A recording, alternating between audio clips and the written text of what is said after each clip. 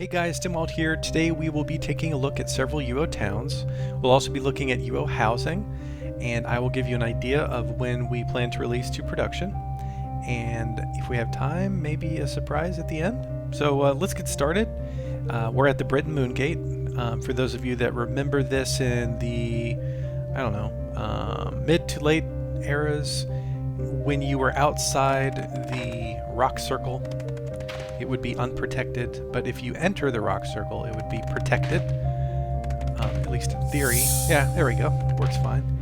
You see, the line is right here, it seems. Yeah. And so this allowed people to use Moongate travel and still be able to call guards if reds were like surrounding the Moongates, which they always were on private servers. So yeah, we'll be taking the Brit Moongate, and the first town we will be going to is Bucks Den. So let's dive right in.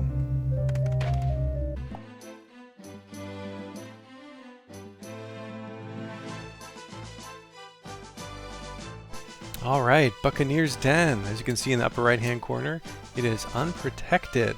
This was an area in Ultima Online where PKs would bank and thieves would join the Thieves Guild.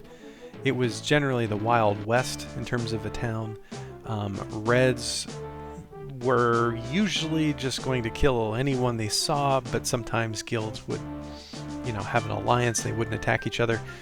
For me, when I played, Bucks Den was the Wild West. Being in this town as a red was just as dangerous as fighting anti-PKs.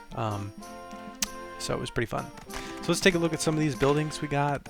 Here is the Provisioner. As you can see, some really nice detail from our art team, Stefan and Aran. Hopefully I didn't butcher that. Probably did. Have spent a lot of time on all the towns decorating them. And Bucks is no exception. They spent a lot of time here, and they've really decorated this very nicely. And the map itself is worked on by R, as we all know. And he's done an excellent job at recreating one-to-one or close to one-to-one the UO map experience. And this is the Bar Inn. And so if we come up here, we find a little bit of a slaughterhouse. I'm not really sure. Oh, we haven't added the signs to all the buildings yet, but we will do that. You'll notice that in Britain we've added all of the classic names to all the buildings. And this looks to be the Thief Guild. So you'll see that in all of the cities with the classic UO names for all of these different buildings. And here we go. So if we cross the bridge, we'll go to the area that I spent most of my time at, which, come down here, is the bank. Now, I would usually mark my rune like right here on the edge. Yeah, there's the bank. And I would recall in and hide at the same time. And so players that were around here waiting for a red to pop in would hear the recall sound, but they wouldn't see me because I would be hiding like as I was recalling. It was kind of weird the way it worked back then on 56K modem. But because of the latency, I would basically just they would hear the recall noise, but they wouldn't see me. And so then players would run around and start revealing areas to try to find me. And so that was always fun. Bucks was always, your blood pressure would increase a little bit, your heart would race a little bit, because normally if you're going to the bank as a red, you're going there for a really good reason, and likely to store something that you didn't want to keep in your house. So it was usually a pretty dangerous thing. So when I went to Bucks, I would usually try to do it at off hours when a lot of people were not online. So yeah. And here is the bank, the little bank at Bucks Den. And then up here we have the Tanner. Let's take a look at that. That's very nice. I like the way they did the leather. Not sure who worked on that, but we have a really good deco team. And then you have the little dock down here with some red fishermen, and it looks like the sea is coming up onto the pier a little bit. which is very cool.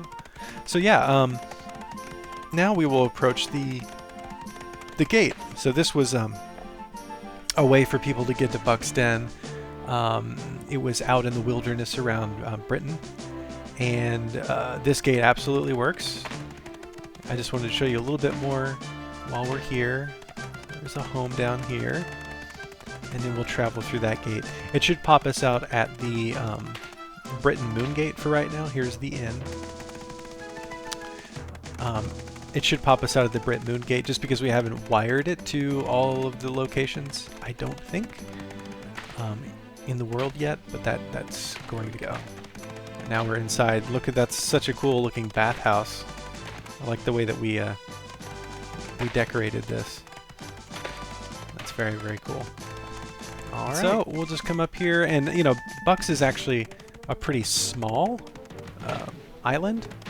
We've got our architect and woodworker, and then we have the miner and the blacksmith near the very top. But yeah, here's Bucks. And so this will, on our server, be just as it was in classic Ultima Online. It will be a place, it'll be the Reds town, the town for Reds, town for murderers. There are no guards, and all of the vendors are red, and they will help murderers. So let's go through the gate. Alright, and here we are back at the Brit Moon Gate, and you know, that gate eventually will dump out to the gate that's sort of on the near the crossroads or near out in the Britain wilderness once we've created that. So this is just a temporary teleporter thing. So next, let's go ahead and warp on over to my favorite city, Minoc.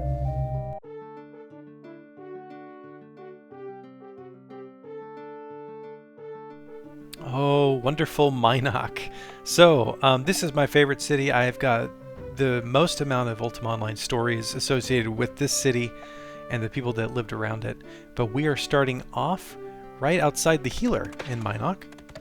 And I can't tell you how many times I came in here to be resurrected when I died as a miner in the Minoc mines. So many memories with that. And we'll just pop in here and see these little homes that we've got. And the tents that are in the city or outside the city, the models for them haven't been created yet, but we do have some placeholders. So I'll show you that. But as you can see, these are very well decorated by our art team. And see, these are just currently placeholders. There will be tents, and we will have some wandering gypsies, I'm sure, in the Minoc tent village. So as we come up here, the first thing we will see is the blacksmith. So here is the blacksmith, and the decoration here is really quite nice. And we will have, like I said earlier, we will have the shop signs. We will also have a custom statue here. And I spent so much time in this area. Here is the bank. So we can just type bank. And up here we have the smith tinker, I believe. Or, well, it depends on the era. But yeah, here's the blacksmith. I spent a lot of time in here. And we have a nice outside forge. And here's the bank. As you can see, we've got a lot of really nice decoration here. And you can go inside the vault. And I would usually mark my rune right here in this corner. And up here is another area that I would mark my rune, like right here, because you could still say bank, but sort of stay away from most of the thieves, which were on the fronts and the sides of the bank. And then if we come down here, we have the tanner, which is very nice. And then we have the provisioner right down here. And I'll never forget, the sign was a torch.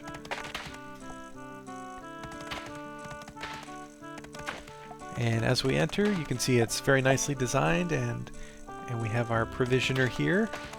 We can say vendor by, oh, if I could spell it right. And you see we get our bill of sale, and we can add items. It's very cool stuff. Here is the bridge over to the Minoc mines. So what we're going to do with the mines as you'll notice, the mine should be right here. We're going to make it load a separate region. It feels like it's a better solution than what is typically done, I should say, in Unity. But we're still going to have the access, the access that you could traverse all the way up to the top of the mountain, as was a part of the map. So yeah, miners can still come up here and just bang against these walls, or they could go descend into that cave. So yeah, I'm really excited about Minoc. It's for the most part ready to play right now. We would like to get these tents and statues and known issues fixed, of course, before we get people on the Minoc map, or I should just say on the UO map.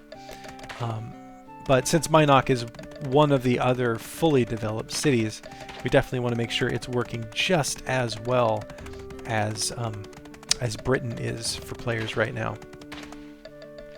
And so I'm just going through and I'm showing you all the other buildings in Minoc.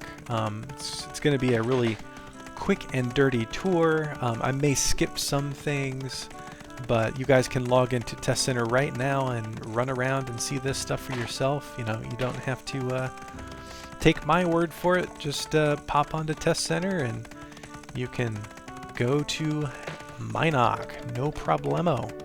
We'll make sure that we have moon gates in Britain that will go to each of the places that I am sharing with you today. And so you guys can experience this yourself and, sort of judge it yourself. I feel like we've done a really fantastic job. Of course, I'm very biased, so would like you guys to pop in and give us feedback. And obviously, if there's a known issue block, it means that we're aware of it and we're going to fix it. And this is the inn. I can't tell you how many times I would log out here for instant logout. And then over here we have the stables where you can buy your horse. And I played before there were even horses. I'll tell you a little story here. I spent, I don't know, 3 months. 3 months of my first 3 months of playing Ultima Online was pretty much right on this mountainside. And do you see how you can pop in and out of guards protection? I'm not sure. Yeah. So you see right here you're outside of guards, and right here you're inside of guards. I can't tell you how many PKs would play along this line to kill miners like me. And for the first 3 months of my Ultima Online career, I was sitting here, I was mining ore, and I was dragging it all the way back. You used to pick up the ore on one side of you, put it down on the ground, like as far away from you as possible, inch forward, pick it up, drop it, inch forward, pick it up, drop it, and I'd have to carry that ore because it was too heavy for me to carry. I was overloaded if I tried to carry it. I would have to drag that ore all the way back to the closest smith to smelt it. And when I made like my first chainmail, I don't know, gloves, it was the biggest thing for me. And I died so many times from PKs right over there. So, I mean, I've got so many memories and so many stories. I will not bore you to death with my Minoc stuff, but I did want to show it to you and give you guys a real sense of, what Minoc is going to look like, what Minoc is going to be like, how our cave systems will be regions that you will load into. So definitely expect that. This is a very large town. It's actually surprisingly large. When our Unity developers, when R was working on this, it seems, in your mind, it seems like Minoc is not that big, but when you're working on it, it's actually quite large. So yeah. Now let us go to another place, Cove.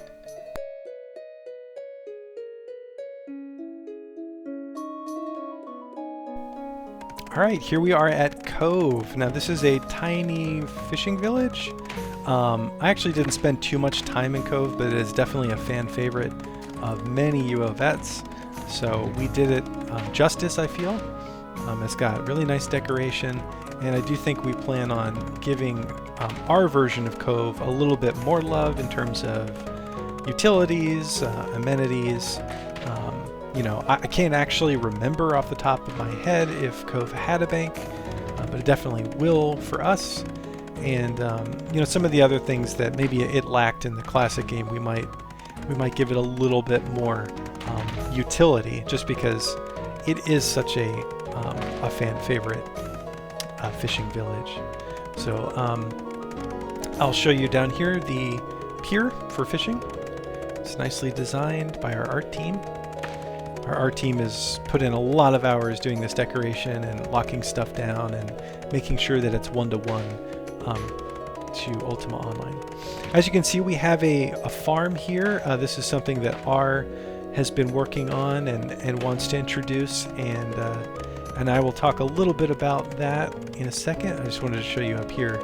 You get a nice lookout to the ocean. So this is going to be a really cool place, I think, for when we introduce boats.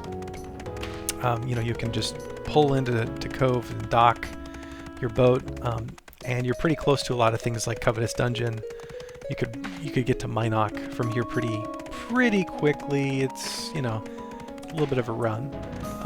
But yeah, so about farms, you know, not to talk too much about gardening, but since a farm is here in Cove, I wanted to discuss our future plans for it. We're going to move away from players needing tiles on their plot, or rather I should say tiles sort of limiting the amount that you can produce from gardening. Instead, we'll have farm sizes, so like a small, medium, large size farm, or we might move to planters as well. The general idea is that the amount that you produce should not be limited by the real estate so much. So if we use set sizes, whether it's planters, pots, or like these farms, what it will give players the ability to do is just have a maximum amount of real estate, and then the yields will scale to that. So it'll be more about how many resources you put into the set size farms rather than being limited based upon the amount of tiles that you have. So it's going to be a redesign, but a better one. It's I think it's a better design. It means that you can produce just as much as your neighbor if you use the large size farm. So anyway, just wanted to cover that real quick since it was in Cove, and let's go ahead and jump over to the Vesper graveyard.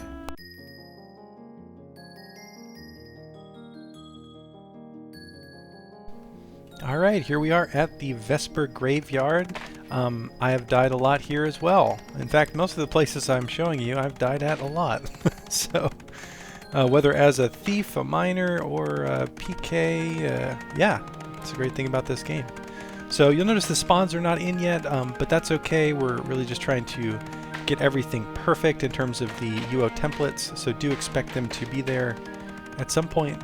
You'll notice we've got a lot of nice looking gravestones here, and expect these gravestones to allow for grave digging, which is a system that I know is near and dear to Gorg's heart. So you guys should expect great things from grave digging, and this is a great graveyard for that system. So yeah, I just wanted to show this to you to give you an idea of what we've been doing, and you know what you should expect once this is live in production. Vesper is not ready yet to show, neither is Trinsic and some of the other cities. So for the most part, we're talking about Britain, we're talking about Minoc, we're talking about Cove, and Buck's Den. These are the ones that you should expect to be working in production. We may be able to do a few additional cities, but I can tell you that right now these are the ones that are pretty much ready to go. You could expect them to be live when we hope to move the UO map to production this spring. So that is an aggressive timeline. We do think it's possible though, so spring 2020, cross your fingers. Okay guys, a lot of you have been waiting a long time to see our UO housing, and we have some to share with you today. So we have a house placement tool. We will be looking at that now, but just so you guys understand, I am on a local test map in order to show this, because this is not even on Test Center yet. It will be, but I wanted to be able to show it to you with plenty of room, which is why I'm using this Green Acres test map, which is basically just open space. Okay, so for those of you that played Ultima Online where there was a house placement tool, this is going to be very familiar to you. For those of you that played older classic Ultima Online where you just had a deed and you just had to place it and you sort of run the risk of being PK'd with the deed on you, this will be new to you. But generally speaking, the house placement tool, it doesn't really have a lot of value in and of itself. I mean, it may have gone for maybe 10 or 15K on a lot of servers, but it was mainly a conduit for you to place your home, and when you did place that home and you made that decision, it would pull the money from your bank. So sort of the days of running around with a deed to find an open spot and get PK'd kind of went away with this, because if you died with the house placement tool, then it's just sort of a very affordable thing that you lost, as opposed to maybe all of your wealth. Okay, so the homes that we're going to be introducing when the UO map launches in production are primarily going to be small, medium, and one large size home.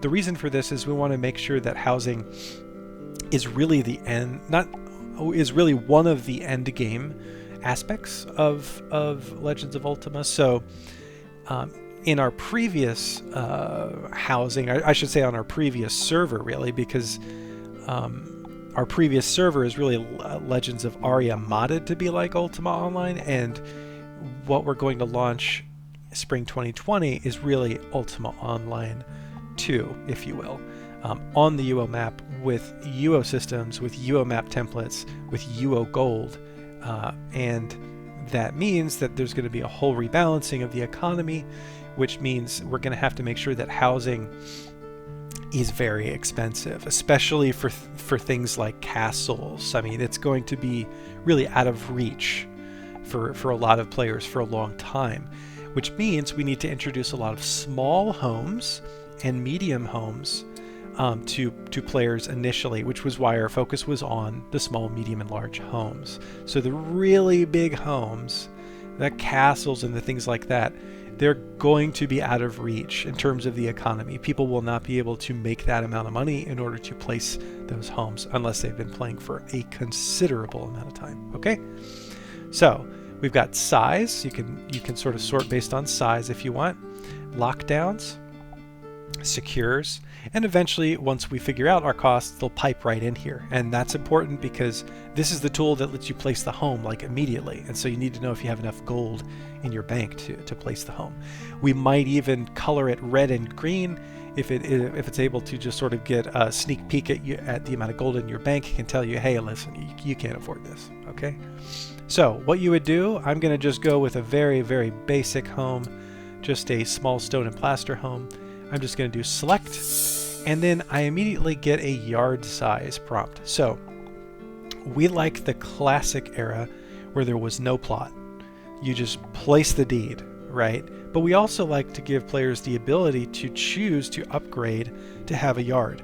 Okay, and that's what this is. So you can choose none, and you're just going to drop the house. That's it. You have no plot, right? So the only lockdowns and secures that you have will be within those four walls of your home. Okay, if you choose to give yourself a yard, you're going to be paying some money. All right, so yard size, especially as you go up to like 30 by 30, it's going to increase the cost of you placing a home exponentially, right?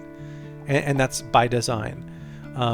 So, you know, if a player decides to put this tiny 7 by 7 home on a 30 by 30 plot with no fence, you know, it's going to cost them a lot of money. And down the road, they might say, you know, I really want to be able to upgrade to a medium-sized home. Well, guess what? They're going to have to pay again to do that. So this whole system is designed to be a bit of a gold sink, which makes sense because we want housing to be one of the gold sinks in the game. And then eventually, down the road, we have some concepts for custom housing as well. We would definitely control custom housing a lot more than Ultima Online did, because we don't want people having like horrific pink purple homes and stuff like that. But there is a path to custom housing on our server, and just wanted to mention that. So I'm gonna pick none, and I'm gonna pick a south direction, and boop, there we go. So you can confirm it or you can do not place, and so I'm gonna confirm it. All right, and what do we get? We get the wonderful Gump from Ultima Online. This is like eerily similar to the way it looked in UO. Thanks to Gorg for his attention to detail. So let's start off with information. It's owned by Stimwalt. It's a small stone and plaster home. It's set to private. So do you remember how you could set homes to private or public? Typically people would set homes to public if they were rune libraries, or if they had vendors, or if they just wanted to show off their stuff and lock everything down. It'll tell you the decay rate, when it was built, if it was ever traded, and then the value. Again, we can determine real estate values with the telemetry on our end, like the admins of the server. So we could give people an idea of how much something is worth, which is really cool. So, I mean, obviously the player economy is going to come into play, and people will pay over or under what the real estate value is, just like it works in real life. Typically most homes, like the county or the county's value for your home is usually a lot lower than what people pay when they buy it. This might be sort of like that. So we could use telemetry on our end to give you an approximation of how much something is worth in the world. It also tells you the number of visitors a home has. So this is kind of good because it'll tell you if a home is very high touch. If it is, then it might be more valuable for a vendor location. Okay. You could ban people, you can eject them, and then of course you can refresh the home. So we'll move on to, let's see, friends and co-owners. So you can add friends, you can add co-owners, you can clear co-owners and clear friends. And of course, giving someone friend access usually allows them to do certain things within the home. Co-owner access gives someone nearly every ability within the home. Guild options, this is really useful. This was added in a later era.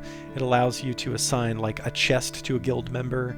So if you wanted to, let's say, put a chest outside your door that was designated to your guild, you could do that, and then people could just run up to the chest and access items. And that was really nice. It was a good design in UO because then you didn't have to dedicate one huge, enormous house to a guild. You could dedicate just a chest in front of your small house to a guild, and it allowed for a lot more smaller guilds to operate effectively. All right, so you can assign certain things to the guild. So for customization, you can rename the house. We'll just name it Stim's Shack. Enter. You see that it's renamed it up here. I can cycle the appearance of my mailbox, which is awesome. I can even cycle its location if I want it in the back, front, depending on where I placed it, or whatever I want to do. I can toggle the markers for my plot.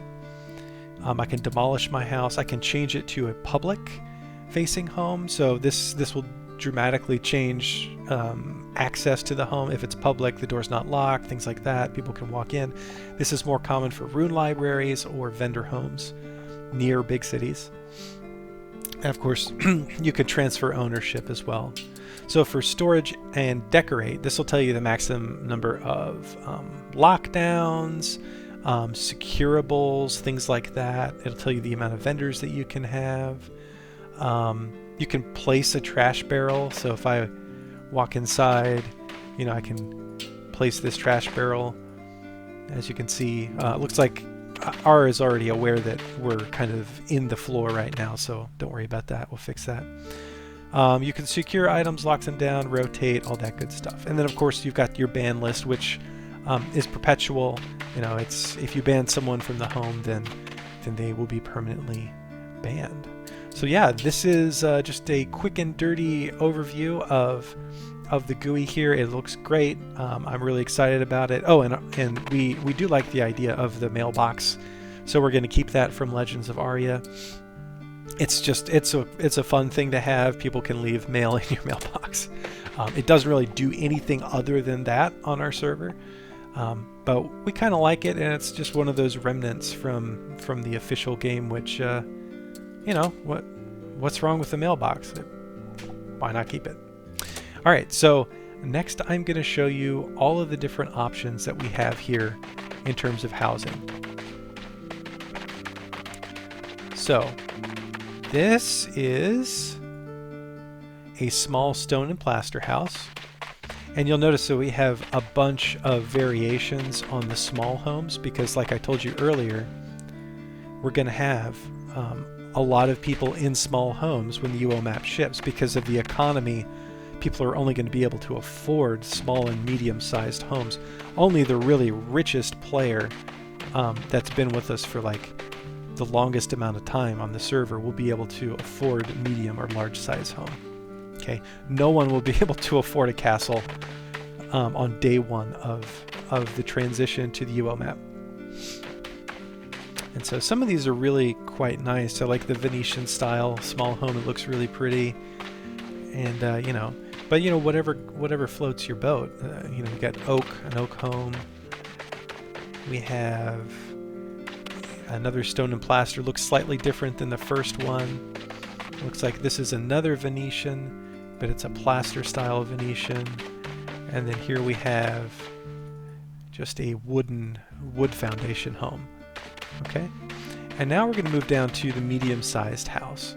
This is a medium-sized stone house, and it looks a little different than, you know, what you remember from UO Classic homes.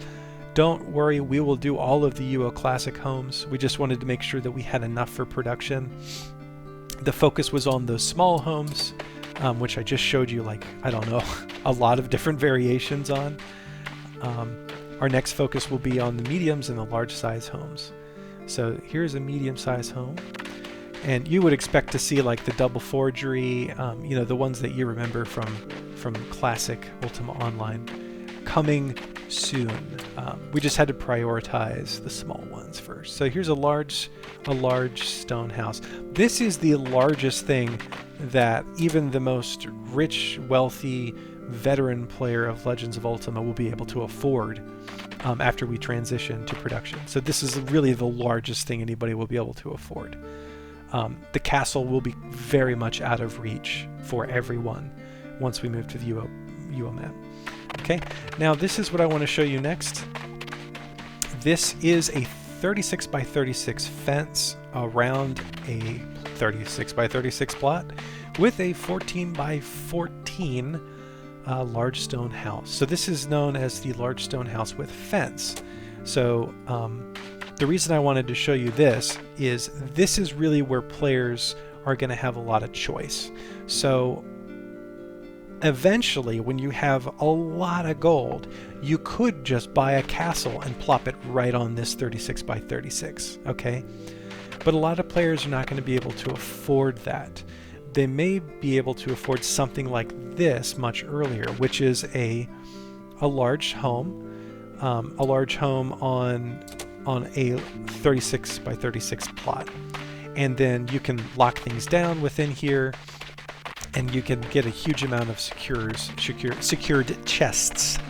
And the fence, we've decided that we want fencing to be controlled by us, because in the base game there's a lot of problems with fencing because people are just slapping objects together and hoping that they break line of sight. You know, we decided, no, we're going to control fencing, and then all you have to put is one single fence here. So you really just have to get one placement correct here, as opposed to a full wall of placement correct. You're not going to be able to teleport over this wall. It's a complete line of sight breakage. And you'll be able to pick the different types of fences that you want. So I guess what I'm trying to explain is our UO housing will be a modernization of the classic UO housing, in that we will be offering plots with fences, and that's not something that I have ever seen in Ultima Online, even in all the classic servers. So this will be brand new, and we feel that this is a compromise, because we don't want players wasting their time trying to secure their plots. We'll do it for you. You'll pay a premium for the fence, okay? And the fence will be a separate purchase from the plot size. So in this dynamic, I'm paying for a large home, I'm paying for a 36 by 36 plot, and then I'm paying for a fence around it. And then I need another fence to secure it and lock it. Okay, and then this gives you just a massive amount of real estate. Okay, or a player could just pick a castle, which is 36 by 36 with no plot, and it would take up the same amount of space, but it's completely within the walls of the castle. All right, hopefully that makes sense. We want to be able to give our players options. So you could also just get this giant 36 by 36 plot with this large home, or even maybe even a smaller medium-sized home, and have no fence. That's an option too. And the whole idea is that we give players options, okay? So maybe you'll only have enough money at first to have a smaller home on a smaller plot. But as you earn more money, you can increase the size of that plot. And then maybe as you earn more money, you can increase the size of the home, and eventually you can add a fence, right? So we want everything to scale to the player's wealth. We don't want it to be just this immediate wall that people can't pass. It's something that you upgrade over time. You will always have the opportunity to constantly upgrade your housing, and we want that to be a big part of the economy. Not the only part, but a big facet of the economy is that people are dumping money into their property. Not just the things they own, but the actual physical foundations of the property. And down the road, maybe we will allow you to customize the walls, the windows, the flooring, the doors, the roof.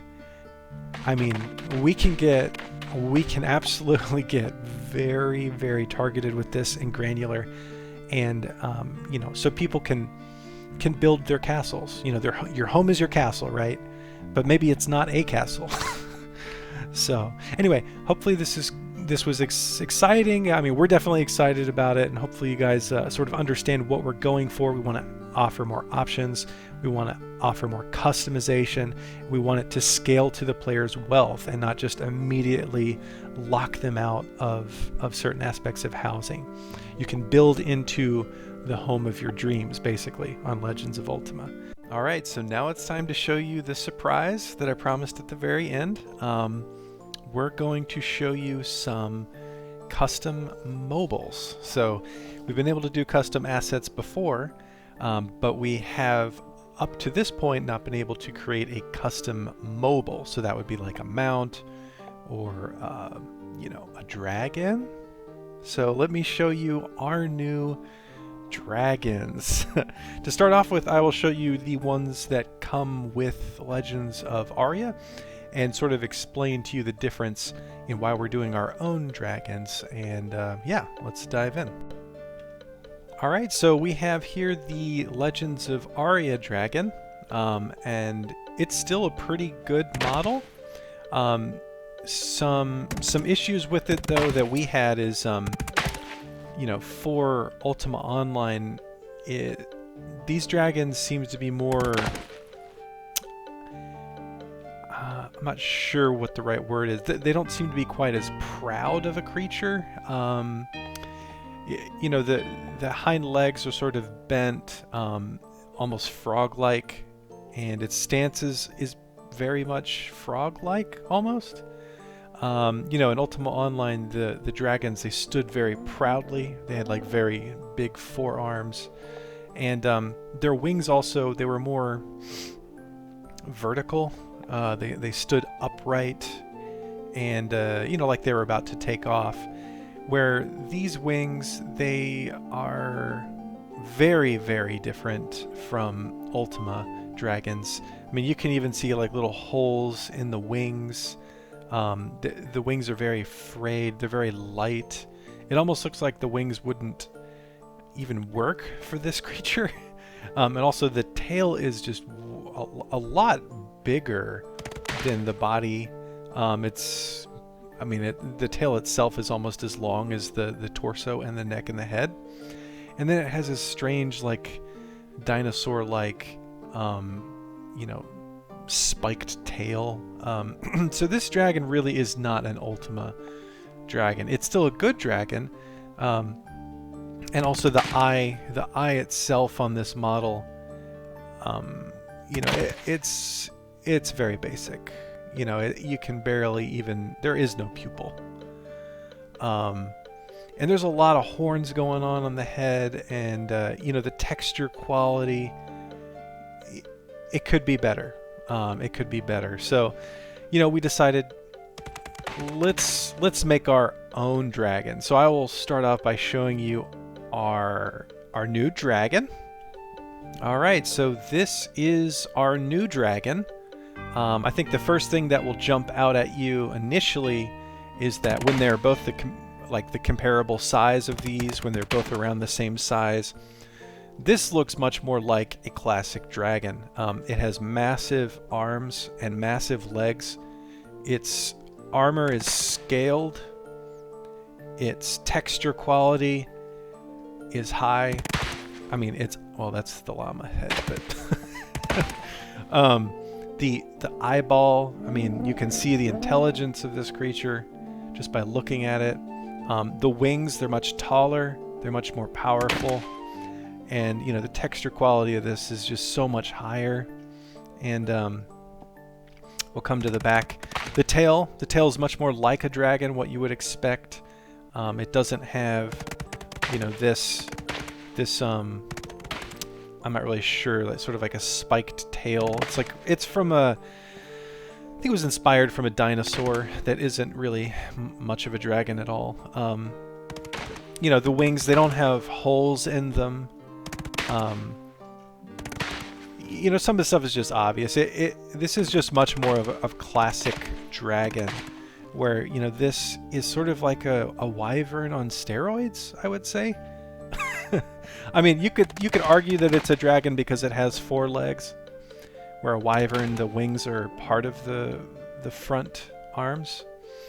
But this is a very weak dragon. I mean, just look at the way it stands. It's almost like a right angle arm compared to a much prouder creature over here. And then look at the feet on this, the paws on this dragon, the talons. They're massive, you know, as they should be, because it's supposed to be a really powerful, intelligent creature.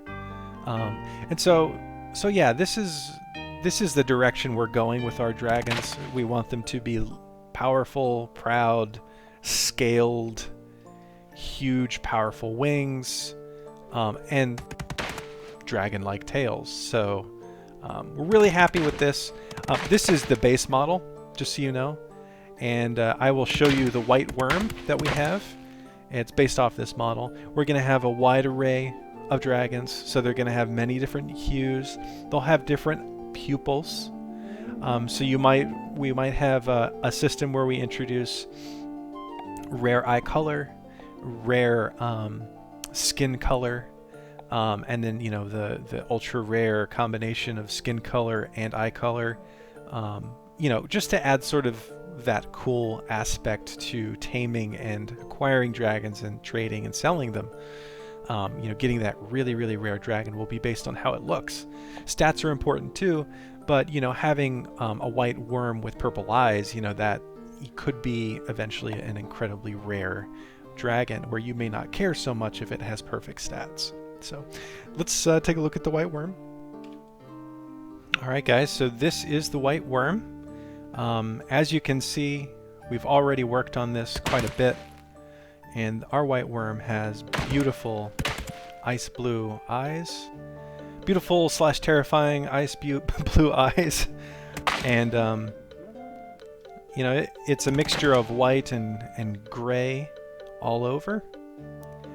You know, this is going to be a very, very popular dragon to acquire. As you guys remember, white worms are typically more magical, where I think the greater dragons, or just sort of the dragon class, was more meteor. You know, they had more health and more strength. They were better tanks, where the white worms were better casters. Anyway, so I mean, the big thing to show you here is that we are able to totally customize mobiles now. So the dragons are the first thing we're starting on, because let's face it, this is Ultima. This is Ultima Online 2 that we're making, and dragons are the heartbeat of really a lot in terms of the lore of the game. We want dragons to be a big thing. We want you to want them. We want you to go find them, tame them, use them, and trade them. And in order to do that, we have to provide something above the cut. So a cut above the rest, and we're going to do that. You know, we're going to make it so these things are fearsome and beautiful, as they should be. So yeah, the surprise at the end was we can now make custom mobiles. So what does that mean? That means that you should expect to see actual blade spirits when you summon them. You should expect to see brand new customized elementals. So fire, water, air, earth elementals from us. You should expect to see Ettins. You should expect to see, I mean, really the sky is the limit. We are now able to put mobiles into the game. In fact, I think R recently put a pug, you know, the dog, the pug dog breed, into the game recently, just as a proof of concept. So, you know, we've been unlocked. We can now pump in mobiles, and we're also working on weapons and shields, Ultima Online style shields and weapons and armor. So, you know, this is going to accelerate very quickly. And in the next video that I will be doing, just as a PSA, public service announcement, in the next video I will be doing a combat overhaul video. So for those of you that have sort of been dormant or waiting to join the server until the UO map comes, you're going to want to watch the combat overhaul video. It's going to explain some of the UO2 systems that we've added, some of the systems that we've changed. It will describe the UO tank that we've added. So we actually have a tank in our UO2 game. So I'll describe how that works, as well as a lot of the other systems that we've changed in terms of combat. So please watch that video, and another reason to watch it is we expect to have Ultima Online style shields, possibly weapons and armor to show you in that video as well. And again, just to remind everybody, we are targeting spring 2020 to release to production. What I can promise you are the towns that I've showed you today, and you know, we hope to get more. We hope to get more towns. In terms of dungeons, I can promise you Dastard and Covetous, because we've already created them, but we're actively building, if not have already built, Despise, and Wrong will be next. So I can promise you 4 dungeons at minimum. That's really our plan now. Our plan is we're not going to do all of it before we get players on the server. We're going to do what we think is a minimal requirement of towns, dungeons, and PvE content in order to go live. And then after we go live, you should expect a constant drip of new towns, dungeons, and content being added as you are in the game. We feel that this is the practical, pragmatic approach. Otherwise, we could be sitting here, you know, in Patreon streams building the UO map forever. And although, you know, we love doing it, we realize that we do need to get players on the UO map as soon as possible. Okay, so thanks for watching this video. I know it was rather long, but it's been a while since I've shown you UO map updates, and also UO housing updates, and then now I've showed you that we can do custom mobiles. You know, in the next video, combat overhaul, we'll talk about what we've changed with systems, maybe show you shields, weapons, possibly armor, and then you know, hopefully the next UO map update will be the last one before we go to production. All right, thanks guys.